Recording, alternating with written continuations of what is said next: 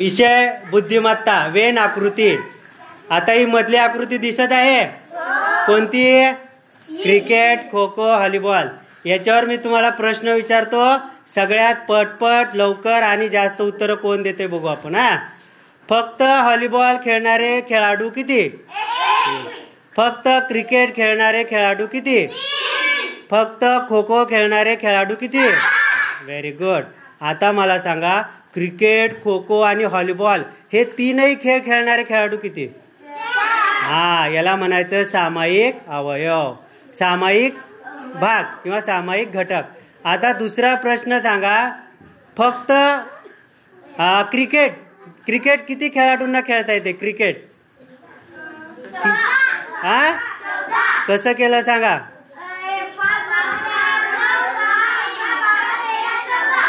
14 खेळाडूंना क्रिकेट खेळता येते। व्हॉलीबॉल किती खेळाडूंना खेळता येतो?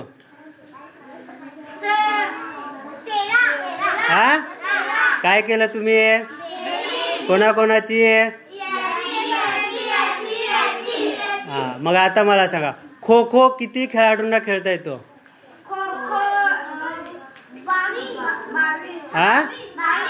22। बेरीज केली का? पुढचा प्रश्न, क्रिकेट आणि व्हॉलीबॉल हे दोन्ही खेळ येणारे किती खेळाडू आहेत? आणि व्हॉलीबॉल किती खेळाडूंना येते?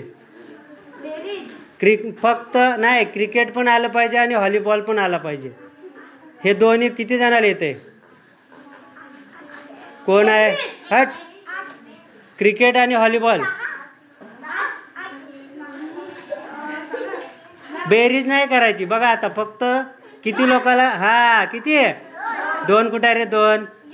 हे दोघं जे आहेत ना, त्यांना क्रिकेट पण येते आणि व्हॉलीबॉल पण येतो।